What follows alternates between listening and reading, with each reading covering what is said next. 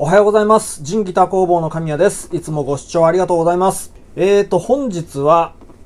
古いマーチンをご紹介します。00018なんですけれど、こちらですね。ざっとヘッドから見ていってみましょうか。こんな感じで、もうフレットもね、フレット交換されてるものなんですよね。で、ボディもおそらくですけど、上塗りの塗装かなんかをしてるんじゃないかなと思います。で、そこかしこにひび割れとかあるんですけれど、ちゃんと内部もね、チェックしましたけれど、しっかり修理されてます。裏面はこんな感じですね。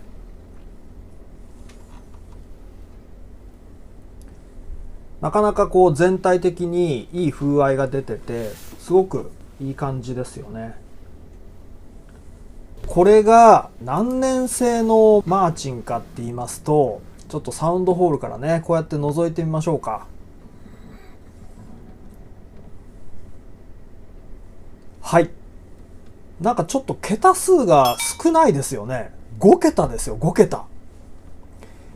はい、1933年製でございます。今が2022年ですから、約90年前ですよね。ここまで古いマーチンっていうのは、さすがに見たことがなかったので、昔からお付き合いのある方なんですけれど、マジですかみたいなね、そんな感じでびっくりしましたね。ちなみにですね、ちょっと恐る、これっていくらぐらいするんですかみたいなね、話にもなるじゃないですか。で、聞いてみたら、去年に私がね、新車買いましたなんて話をしたじゃないですか。デリカ君が、届くかな、届かないかなっていうぐらいの値段だそうです。びっくりですね。考えようによっちゃこれいい投資になりますよね、こういうのって。おそらくこれからまた10年、20年経てば、どんどんまた値段は上がっていくでしょうし。でね、いいや。またこれはじゃあ、動画の最後にでも話しましょうか。はい。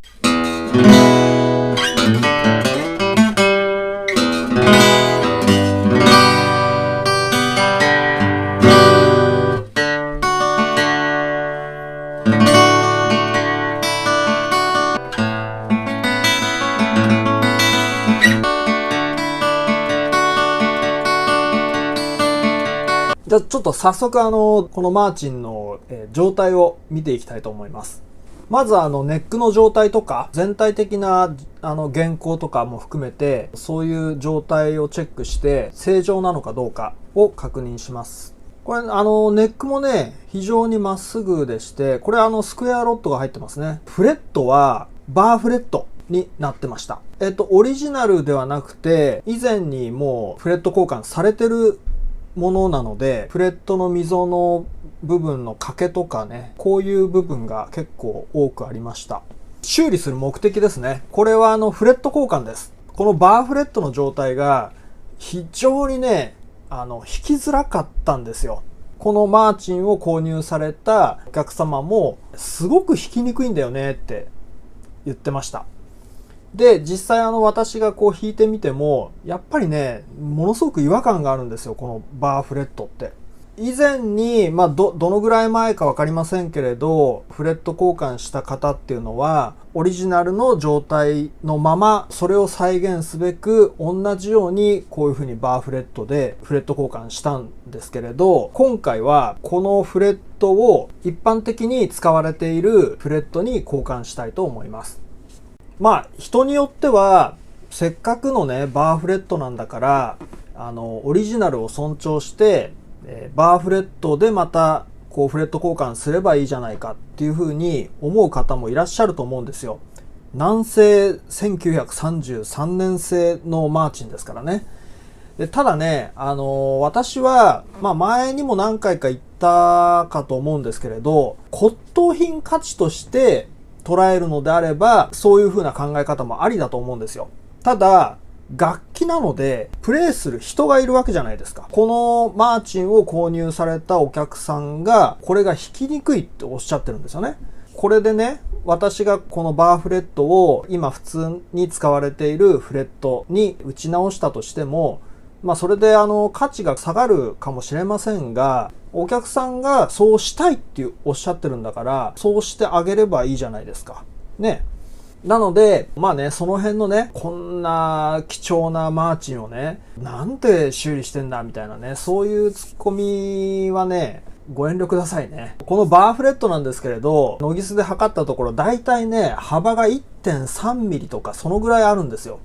当然ながらバーフレットっていうのはこういう形状ですから、フレットを抜くとその溝の部分っていうのは 1.34 ミリぐらいの結構な幅が空いちゃうんですね。この幅広の溝を埋めなきゃいけないんですね。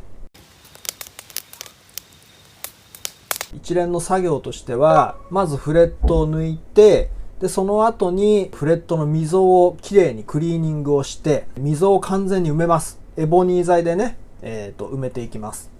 でその後にスケールの通りフレットの溝をもう一度切り直して、でそれで新しいフレットを打って完成っていう、そういう流れですね。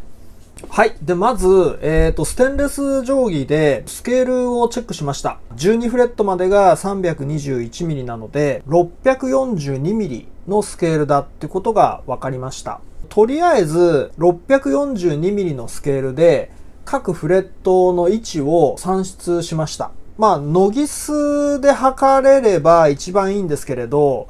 ノギスってせいぜい160、70ミリぐらいまでしか測れないので、1、2、3フレットぐらいまでしか測れないんですね。ステンレス定規を当てて、各フレットの位置がちゃんと合ってるかどうかを確認してみたんですよ。結構ね、ズレがあることが分かったんですね。フレット位置のかなり大幅な修正も必要だなっていうのがイメージできました。この段階で。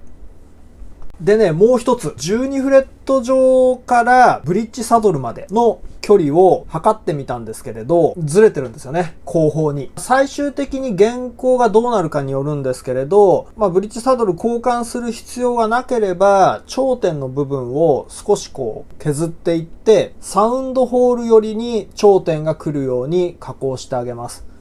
そうすれば、だいたいオクターブも、合うんじゃないかなっていう感じですね。それでは実際にフレットを抜いていきたいと思います。ハンダゴテで十分フレットを温めてあげます。食い切りで抜いていくんですけれど、結構ね、これね、抜きづらかったです。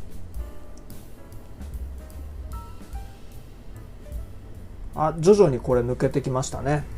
こんな感じで、はい、取れました。抜いたフレットをぐにゃぐにゃとね、いじってみたんですよ。どのぐらいの高度があるのかなっていう感じで。そしたら、こんな感じで、結構ね、柔らかかったですね。簡単にね、指でね、ぐにぐにって曲がるぐらい、柔らかかったです。このフレット交換をした方が、どういう金属を使ったのかっていうのはちょっとわかりませんけれど、一般的に今使われているフレットの硬さよりかははるかに柔らかかったです。この柔らかさっていうのも弾き心地にかなり違和感があった要因の一つなのかなっていうふうには感じてます。同じ作業の繰り返しですね。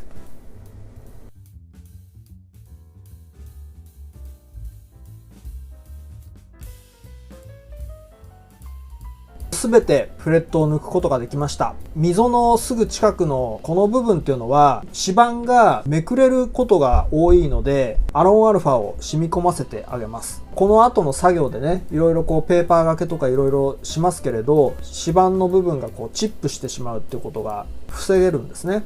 すべて抜き終わったフレットですね。抜いた後の溝をチェックしてるんですけれど、底の面っていうのはガタがあります。次はフレットの溝のこの底面をフラットにするべく、フレット溝切り用のノコギリでフラットにしていきます。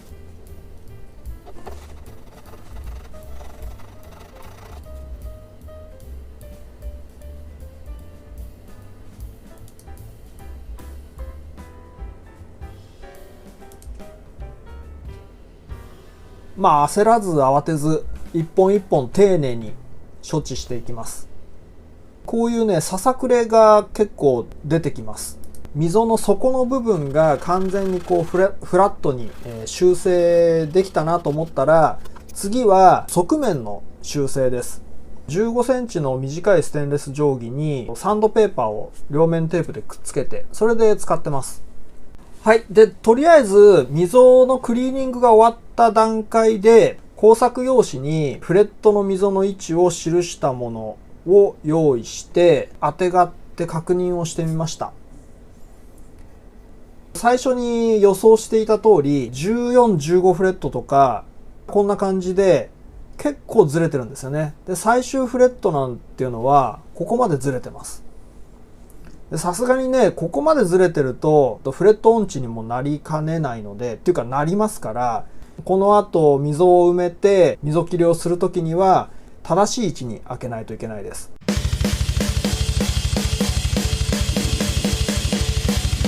この工作用紙、どうやって作ったかと言いますと、レーザー加工機で作ったんですけれど、各フレットの位置を正確にイラストレーター上で製図していきます。まずこれがナットの位置ですね。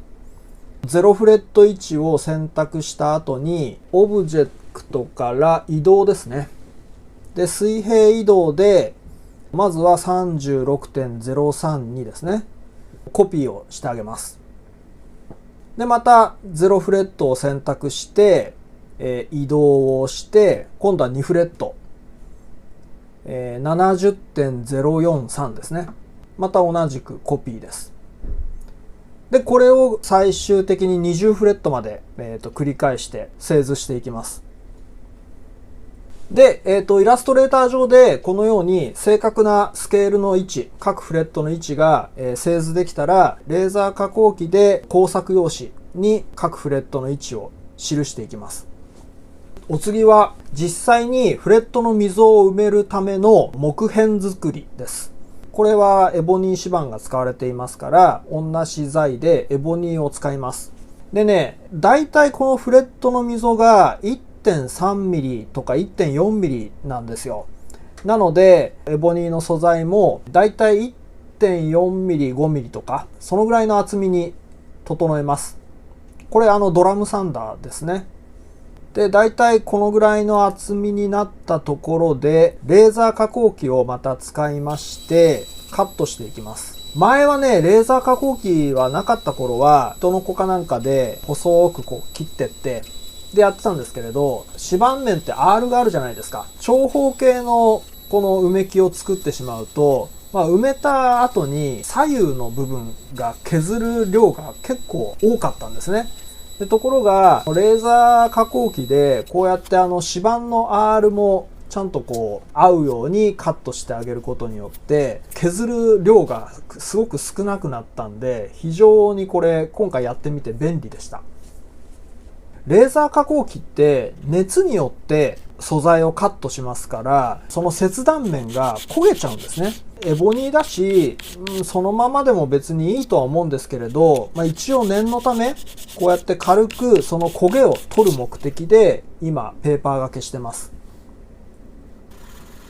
各フレットに合うようにペーパー掛けをして微調整して、緩くもなくきつくもなくっていう感じでフレットの溝にスッとこう入るような塩梅に仕上げます。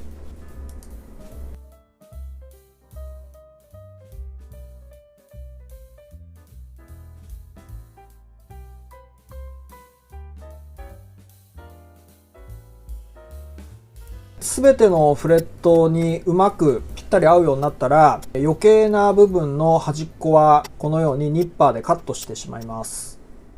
はい、ちょっとここで長くなりそうなので、今回は前半と後半に分けたいと思います。また来週後半はアップしたいと思いますので、よろしくお願いいたします。それでは。